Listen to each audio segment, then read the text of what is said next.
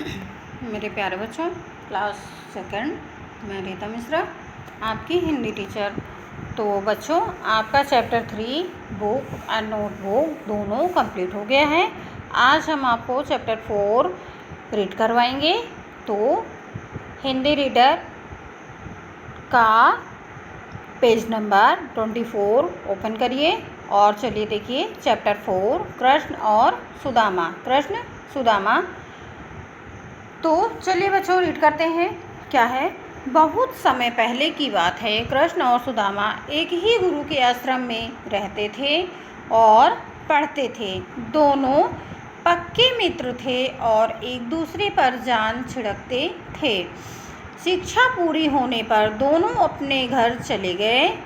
कृष्ण द्वारिका के राजा बने, लेकिन सुदामा का जीवन गरीबी से भर गया।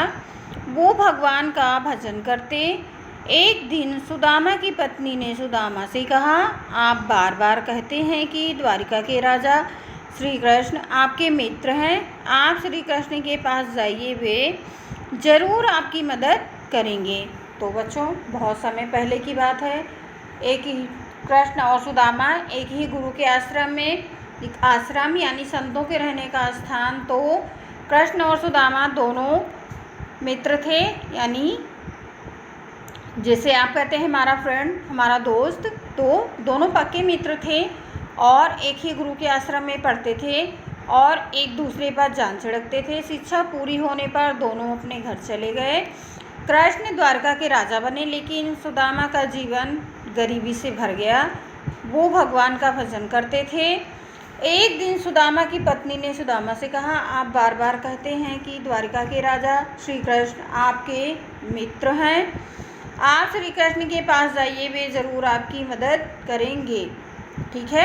तो बच्चों, क्या था? दोनों पक्के मित्र थे। जैसे आप लोग बोलते हैं कि वो हमारा बेस्ट फ्रेंड है, तो दोनों पक्के मित्र थे और दोनों एक दूसरे को बहुत प्यार करते थे।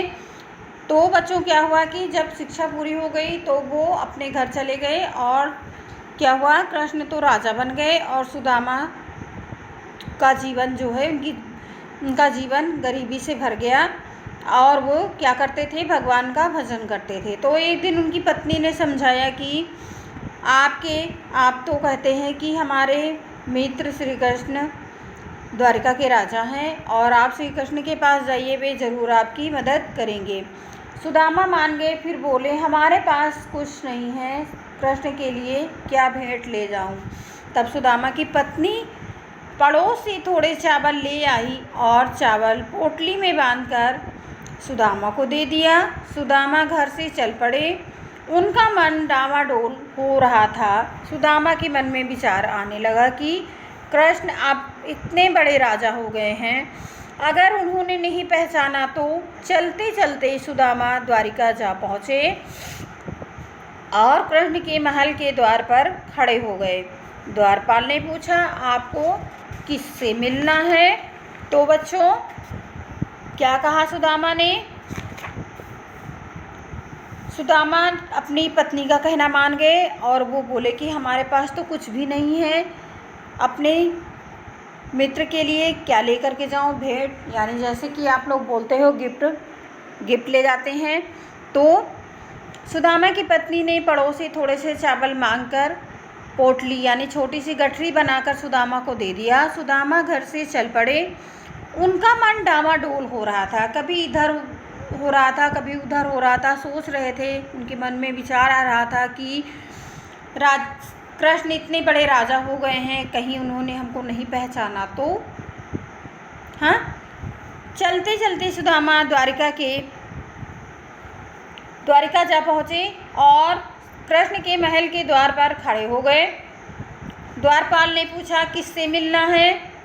तो द्वारपाल यानी पहरेदार, जैसे आप लोग गेट कीपर रखते हैं, जैसे अब आप लोगों में गेट कीपर होने लगे, बेस्ट फ्रेंड होने लगे। ठीक है।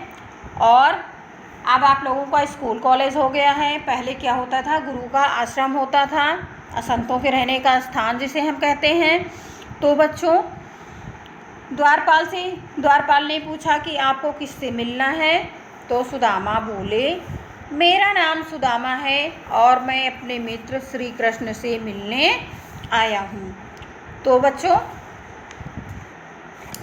क्या है कि दोनों आपस में पक्के मित्र थे, बेस्ट फ्रेंड थे और एक ही गुरु के आश्रम में पढ़ते थे। पर दोनों का भाग्य देखिए कि कृष्ण द्वारिका के राजा बन गए और सुदामा का जीवन गरीबी में बीतने लगा। तो बच्चों सब एक जैसे नहीं होते हैं, सबका जो है एक जैसा नहीं होता, सबकी तकदीर एक जैसी नहीं होती है, सबका भाग्य एक जैसा नहीं होता है कि सभी बड़े बने अच्छे बने। इसलिए हमें गुरु आप लोग जो है अपने मैम सर का कहना नहीं मानते हैं तो गंदी बात है। आप लोग अपने मैम, अपने सर, अपने गुरु का सम्मान करना चाहिए और हमें हमेशा अपने बड़ों का कहना मानना चाहिए। ये हमारा जो बड़ों का रिस्पेक्ट है यही हमें बहुत दूर ले जाता है। तो बच्चों हम बाकी का आपको कल बताएंगे। बाय।